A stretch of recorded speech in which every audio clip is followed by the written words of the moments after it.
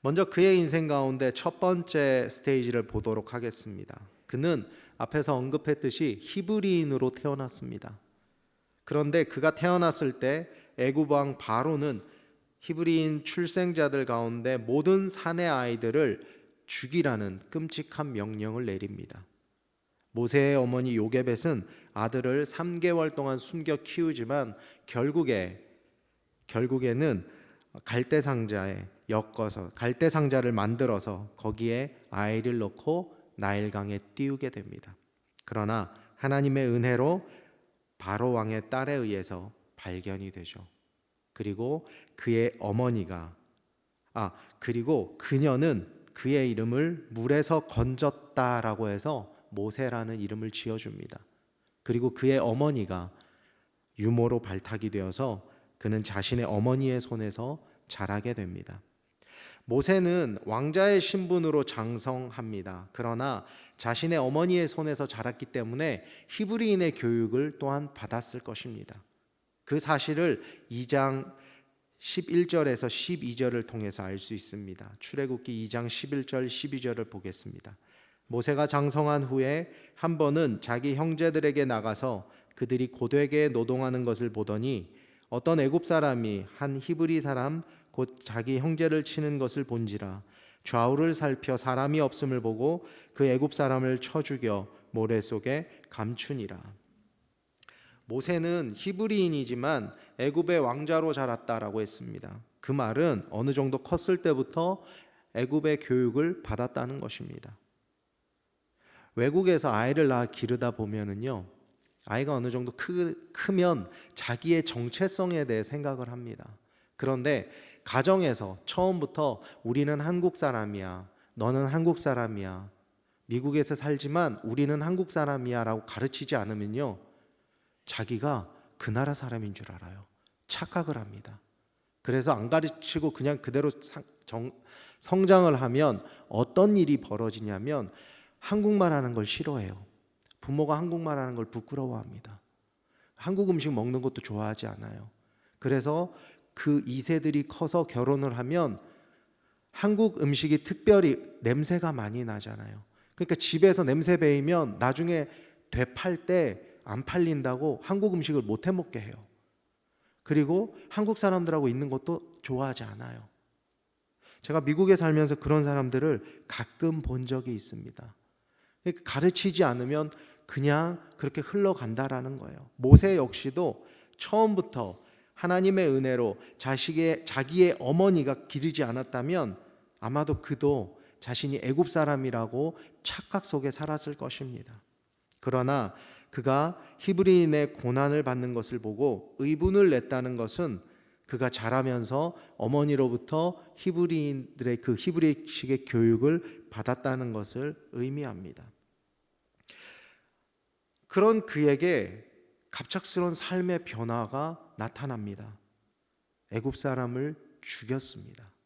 그런데 이게 우발적으로 죽인 게 아니고요, 계획적으로 죽였다라는 거예요. 어떻게 아느냐면 우리 11절 중반절부터 다시 12절 보시도록 하겠습니다. 어떤 애굽 사람이 한 히브리 사람 곧 자기 형제를 치는 것을 본지라. 좌우를 살펴 사람이 없음을 보고 그 애굽 사람을 쳐 죽여 모래 속에 감추니라. 여기서 12절에 좌우를 살펴 사람이 없는 것을 봤다고 기록되어 있어요. 좌우를 살펴서 사람이 없다, 사람이 있는지 없는지를 봤다는 건 이미 내 마음 가운데 저 죽일 거야 라는 마음을 가지고 있기 때문에 좌우를 살폈다는 거예요. 그래서 죽인 것도 굉장한 일인데 더 나아가서 모래 속에 숨겼다라고 말을 합니다. 요즘으로 치면 뭐예요? 안매장한 거예요. 결국 자신의 그 행위가 발각이 되고 바로 왕이 자신을 찾아 죽이려 한다는 것을 알고 그는 미디안 광야로 도망가게 됩니다. 한순간에 왕자의 신분에서 도망자로 전락해버린 것입니다. 그의 인생 두 번째 스테이지는 이렇게 시작을 했습니다. 우리의 삶은 한순간의 판단으로 급변할 수가 있습니다. 그래서 순간의 판단이 평생을 좌우한다라는 말도 있지 않습니까? 모세는 왜 갑자기 사람을 죽이게 됐을까요? 이해가 되지 않잖아요. 왕자예요. 신분이 있는 왕자예요. 그리고 애굽의 모든 학문을 배운 그런 지식인이었어요. 그가 사람을 죽이면 어떤 벌을 받게 될 것이라는 것은 당연히 알고 있었을 것입니다. 그럼에도 왜 사람을 죽였을까? 40살의 모세는 자신이 뭔가 해결할 수 있는 능력이 있을 거라고 믿었던 건 아닐까? 사도행전의 저자인 누가는 모세가 자신의 손을 통해서 하나님께서 그의 형제들을 구원해 주실 거라고 믿었다라고 기록하고 있어요. 사도행전 7장 23절에서 25절입니다. 나이가 40이 되매 그 형제 이스라엘 자손을 돌볼 생각이 나더니 한 사람이 원통한 일을 당함을 보고 보호하여 압제받는 자를 위하여 원수를 갚아 애굽 사람을 쳐 죽이니라. 그는 그의 형제들이 하나님께서 자기의 손을 통하여 구원해 주시는 것을 깨달으리라고 생각하였으나 그들이 깨닫지 못하였더라. 결국 그는 자기의 혈기로 인해서 사람을 죽인 살인자이며 도망자가 되어버린 것입니다. 저는 늘 이 부분에 대해서 조금 의문이 들었어요. 하나님께서 글을 쓰실 것 같으면 이때 쓰셨으면 더 좋았지 않았을까? 나이도 40살밖에 안 됐으니까 젊잖아요. 그리고 지식도 있었어요. 그리고 힘도 있었습니다. 거기에 신분도, 왕자라는 신분도 있었어요. 그렇기 때문에 이 모세를 쓰셨으면 더 빨리, 더 안전하게, 더 현명하게, 어떻게 더 빨리 이렇게 출애굽을 시켰을 수도 있는데, 하나님이 이때 모세가 그냥 도망자로 도망가도록 내버려 두셨다라는 거예요. 하나님께서는 지식이 많고 힘이 좋고 능력이 있는 사람을 원하시는 것이 아니라는 것입니다. 하나님께서는 순종적인 사람, 하나님의 말씀에 온전히 순종할 수 있는 온유한 사람을 원하시는 것입니다. 우리는 이 사실을 꼭 기억해야 합니다. 하나님께서 원하시는 사람, 하나님께서 원하시는 교회, 하나님께서 원하시는 공동체는 쓰시고자 하는 사람은 순종적인 사람, 온유한 사람, 순종적인 교회, 온유한 교회, 순종적인 공동체, 온유한 공동체라는 것입니다. 지식이 뛰어나고 힘이 있고 물질이 풍부한 사람이 아님을 우리는 기억해야 할 것입니다. 광야에서 40년을 지냈습니다. 그의 나이가 80이 되었을 때 어느 날 갑자기 하나님께서 그의 앞에 나타나십니다. 불꽃으로 타지 않는 떨기나무로 그의 앞에 나타나셨습니다. 그리고 그에게 어쩌면 그가 평생 기다려왔을 말씀을 해주십니다. 출애굽기 3장 7절 8절 말씀입니다. 여호와께서 이르시되 내가 애굽에 있는 내 백성의 고통을 분명히 보고 그들이 그들의 감독자로 말미암아 부르짖음을 듣고 그 근심을 알고 내가 내려가서 그들을 애굽인의 손에서 건져내고 그들을 그 땅에서 인도하여 아름답고 광대한 땅, 젖과 꿀이 흐르는 땅, 곧 가나안 족속, 헷 족속, 아모리 족속, 브리스 족속, 히위 족속, 여부스 족속의 지방에 데려가려 하노라. 이렇게 하나님을 만남으로 그의 마지막 인생 스테이지가 펼쳐지게 됩니다. 하나님께서는 40년 전에 그가 하고자 했던 일을 이제 친히 하시겠다라고 말씀하십니다. 이스라엘 민족이 울부짖는 소리를 들으셨고 애굽 사람이 이스라엘 민족을 압제하는 것을 보셨다고 말씀하십니다. 그리고 그들을 인도하여서 젖과 꿀이 흐르는 땅으로 인도하실 것을 약속하십니다. 모세는 지금까지 40년을 광야에서 지내면서 어떤 생각을 하며 지냈을까요? 장인의 양을 치면서 그는 무슨 생각을 했을까요? 자신의 인생을 돌아보며 후회의 삶을 살았을까요? 우리는 삶을 살아가면서 많은 일들을 겪으면서 살아갑니다. 그 가운데 기쁘고 뿌듯한 일들도 있지만 때로는 후회의 순간들도 있습니다. 제가 처음 미국으로 갔던 2005년이 그랬습니다. 그때 저는 부모님을 뵈러 간다는 것보다 하루빨리 한국을 떠났으면 하는 생각이었습니다. 왜냐하면 그때까지 저의 삶을 돌아보면 후회밖에 없는 삶이었어요. 아, 그때 그러지 말걸. 아, 그때 저 사람 만나지 말걸. 아, 휴학을 하지 말걸. 아, 그때 일을 하지 말걸. 계속 되는 후회와, 근데 후회만 하면 괜찮은데 그거를 잡고 살아간다는 거예요. 그러면서 후회하고, 그러면서 아파하고, 그런 삶이었습니다. 그리고 지난 날들에 대해 곱씹으면서 또 자책도 해요. 아, 내가 왜 그랬을까? 그래서 미국이라는 나라로 도망가다시피 떠나게 된 거예요. 잠깐 오려고 간 게 아니라, 다녀오려고 간 것이 아니라 그냥 도망간 거예요. 그러나 그때 제가 가면서 한 가지 결심했습니다. 다시는 후회하는 삶을 살지 말자. 결과가 어떻든지 간에 일단 최선을 다하자. 열심히 한번 살아보자.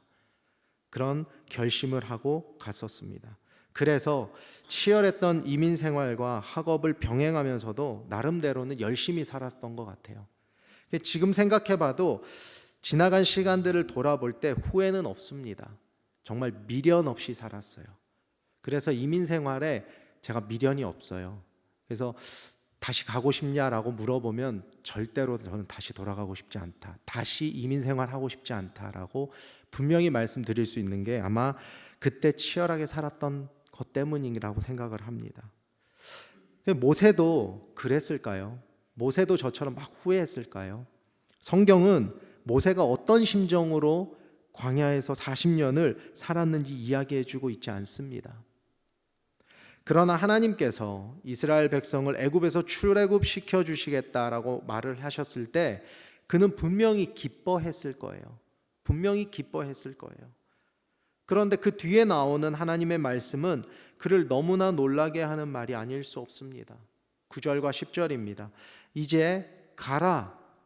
이스라엘 자손의 부르짖음이 내게 달하고 애굽 사람이 그들을 괴롭히는 학대도 내가 보았으니 이제 내가 너를 바로에게 보내어 너에게 내 백성 이스라엘 자손을 애굽에서 인도하여 내게 하리라. 다시 애굽으로 들어가라고 말씀하십니다. 그리고 이스라엘 백성을 끌고 출애굽할 것을 명령하셨어요. 우리는 모세의 반응, 요 다음 절에 나오는 모세의 반응을 통해서 하나님께서 그를 40년간 광야 생활을 하게 하신 이유를 조금은 알 수 있습니다. 11절 말씀을 보겠습니다. 모세가 하나님께 아뢰되 내가 누구이기에 바로에게 가며 이스라엘 자손을 애굽에서 인도하여 내리이까. 모세는 스스로 이제 내가 누구이기에 라고 말합니다. 그는 40년 전에 자신의 능력으로 이스라엘 백성을 구할 수 있다고 믿었던 사람입니다. 그래서 사람까지 죽였던 사람입니다. 그런데 그런 그가 이제 정말로 이스라엘 백성을 구하라고 소리를 들었을 때 스스로 아무것도 아닌 사람이라고 그렇게 고백을 합니다. 40년간 하나님께서는 모세를 온유하고 겸손한 사람으로 만드셨다는 거예요.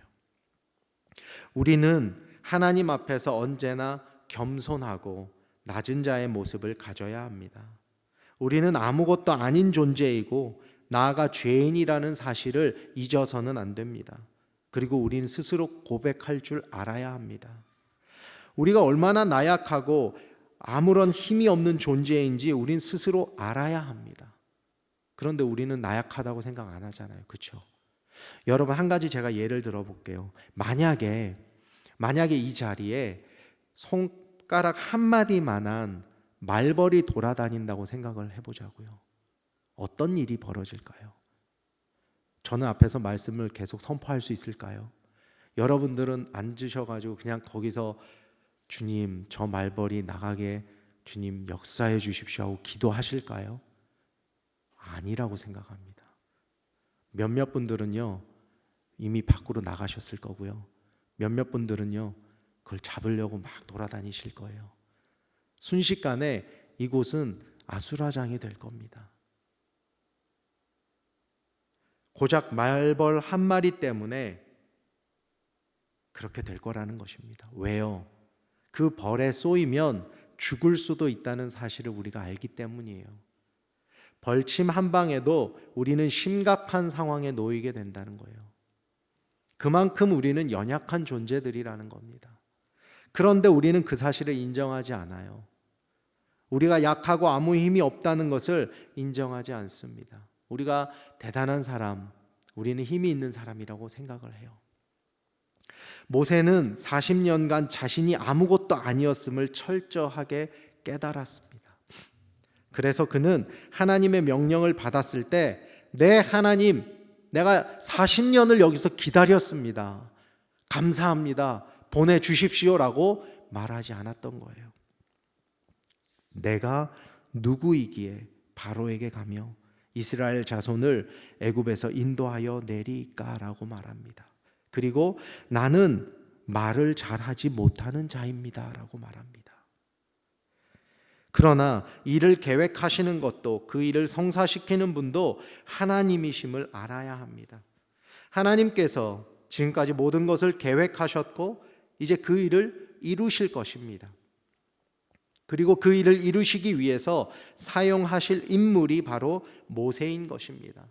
모세와 같은, 방금 앞에서도 언급했듯이 이스라엘 역사에서 모세와 같은 인도자는 다시 없을 것이다 라고 기록되었다고 얘기했습니다. 신명기 34장 10절 말씀입니다. 그 후에는 이스라엘에 모세와 같은 선지자가 일어나지 못하였나니 모세는 여호와께서 대면하여 아시던 자요. 모세는 하나님의 명령을 따라서 죽을 고생을 하면서 정말 말 안 듣는 이스라엘 백성들을 애굽 땅에서 이끌었습니다. 그리고 약속의 땅 가나안 앞에까지 인도했습니다. 그런데 인간적으로 보면요, 하나님한테 배신당하는 듯한 결과를 얻게 됩니다. 하나님께서는요, 모세를 느보산에 올라가도록 만드셨습니다. 그리고 그에게 약속의 땅들을 이렇게 보여주시는 거예요. 신명기 34장 1절에서 3절 말씀입니다.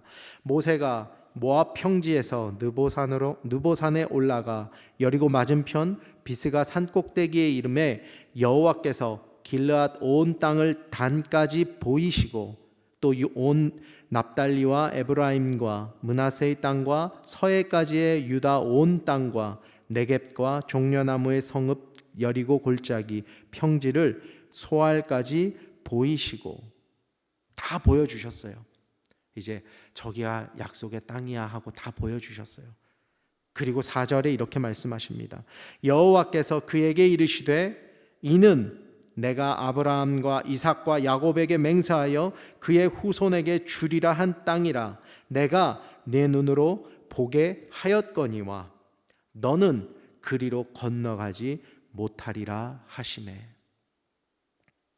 이게 무슨 말입니까? 지금까지 고생해서 저 말 안 듣는 이스라엘 민족을 여기까지 데리고 왔는데 그 약속의 땅을 산 위에서 바라보게 하시고는 너는 그 땅에 못 들어가. 그렇게 말씀하시는 거예요. 모세가 처음부터 하나님 내가 가겠습니다 하고 온 것도 아닌데 등 떠밀어서 가게 하셔놓고 등 떠밀어서 억지로 하게 하셔놓고 이제 그 고지가 눈앞에 왔는데 약속의 땅이 내 눈앞에 있는데 그냥 보여만 주시고는 넌 못 들어가. 그리고 나서 하시는 말씀이 너 그냥 여기서 죽어 라고 말씀하시는 거예요. 근데 여러분 이게 공식적으로 성경에 그 이유가 나와 있는데요. 공식적으로 나온 이유는 민수기 20장 11절에서 13절에 나와 있습니다. 한번 보시겠습니다. 모세가 그의 손을 들어 그의 지팡이로 반석을 2번 치니 물이 많이 솟아나므로 회중과 그들의 짐승이 마시니라. 여호와께서 모세와 아론에게 이르시되 너희가 나를 믿지 아니하고 이스라엘 자손의 목전에서 내 거룩함을 나타내지 아니한 고로 너희는 이 회중을 내가 그들에게 준 땅으로 인도하여 드리지 못하리라 하시니라. 이스라엘 자손이 여호와와 다투었으므로 이를 무리바 하니라. 여호와께서 그들 중에서 그 거룩함을 나타내셨더라. 이게 무슨 말이에요? 결국에 모세가 반석으로 반석을 지팡이로 2번 친 것의 결과로 약속의 땅에 못 들어가게 됐다는 거예요. 너무 억울하고 너무 아팠지 않을까요? 모세도 사람인데 자신이 이끌던 이스라엘 백성들과 함께 약속의 땅에 들어가서 그도 하나님께서 약속해 주셨던 그 축복의 땅에서 하나님의 은혜를 누리고 싶지 않았을까요? 그 땅을 누리고 싶지 않았을까요? 자신의 마지막 인생 40년을 회상하면서 그렇게 지내고 싶지 않았을까요?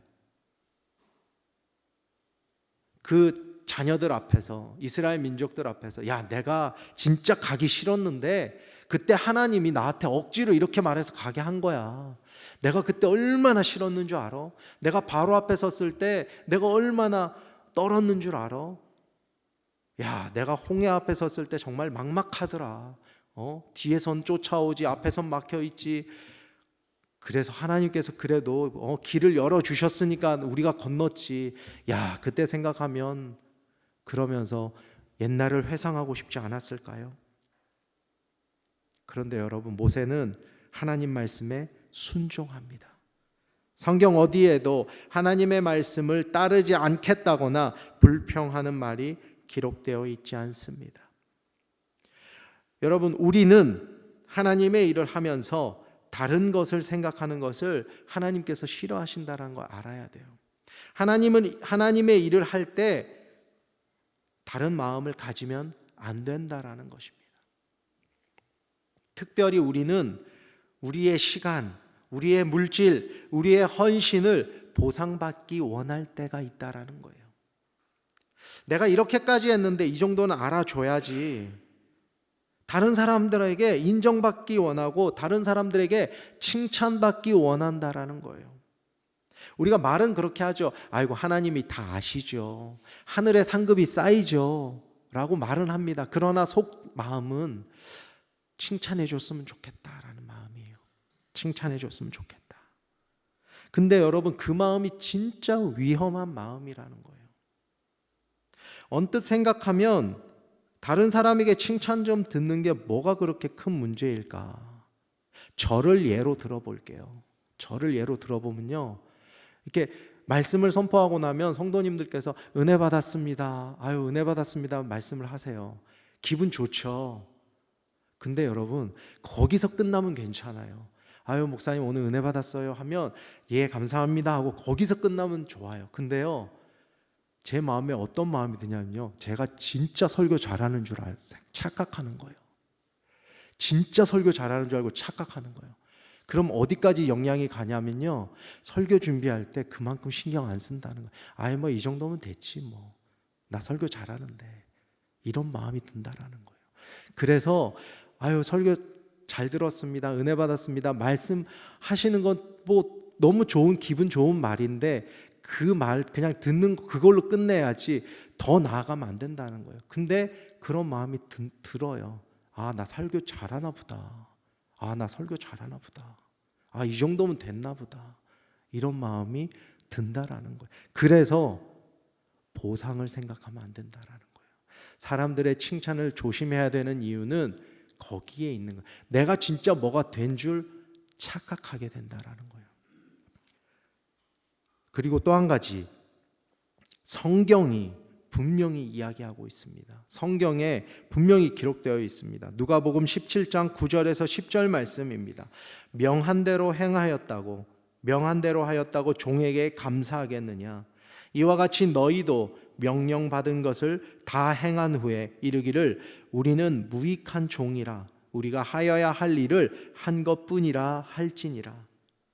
여러분, 우리는 하나님의 자녀들입니다. 예수 그리스도의 제자들입니다. 그런데 이 말을 다른 말도 하면 하나님의 종들입니다. 종들은 자신들이 한 일에 대해서 칭찬을 요구하지 않습니다. 그저 명한 대로 행할 뿐입니다. 그저 주신 사명 묵묵히 감당하며 나아가기를 소망합니다. 비록 사람들이 알아봐 주지 않고 칭찬해 주지 않는다고 우리가 속상해할 필요가 없다라는 거예요. 하나님께서 알아주시고 하나님께서 갚아주신다는 것입니다. 모세는 40년을 고생해서 이스라엘 민족을 이끌었습니다. 그러나 약속의 땅만을 바라봤을 뿐 그는 그 땅을 누리지 못했습니다. 저는 이 부분을 좀 궁금하게 생각을 했었어요. 왜 하나님은 모세에게 약속의 땅을 누릴 수 없도록 하셨을까? 아까 언급한 대로 모세가 가겠다고 자원한 것도 아니고 하나님이 찾아가셔서 하기 싫다고 하는 사람을 억지로 등 떠밀어서 애국까지 그렇게 보내셔 놓고 약속의 땅 앞에서 죽으라고 하니까 이해가 안 됐어요. 그런데 모세도 우리와 같은 사람이잖아요. 그렇게 생각하면 조금은 이해가 되더라고요. 조금은. 모세도 자신의 수고에 보상받을 생각을 했을 수도 있겠다라는 생각이 들었어요. 나 때는 아까 잠깐 제가 예를 들었듯이 나 때는 그러면서 그럼 새롭게 이제 세워진 리더 여호수아에게 얼마나 부담이 됐을까요? 또 모든 영광을 하나님이 아닌 자신에게 그렇게 돌릴 수도 있었겠다라는 생각이 들었습니다. 여러분, 느보산에서 죽으라고 하신 하나님의 명령은 우리가 볼 때는 부당한 명령, 억울한 명령, 좀 그건 너무 심한 것 같다라고 생각이 될 수도 있는데요. 가만히 들여다보면요, 느보산에서 모세에게 죽으라고 한 그 명령은 모세에게 부당한 것이 아니라 축복이었다는 것입니다.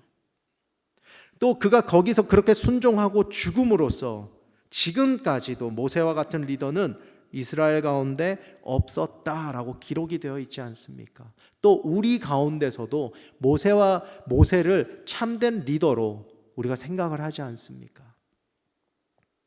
우리 하늘누림 교회는 하나님께서 주신 사명을 성실하게 감당하는 교회입니다. 하나님의 축복과 은혜는 간절히 구하지만 사람들에게 칭찬을 구하거나 스스로 자랑하거나 높아지려 하지 않을 것입니다.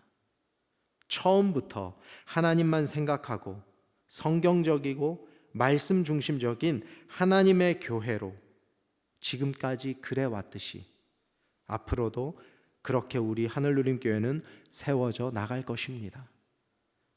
그리고 하나님의 특별한 은혜가 있는 이곳에서 묵묵히 맡은 사명을 잘 감당해 나가는 저와 여러분들이 되시기를 우리 주님의 이름으로 축원합니다.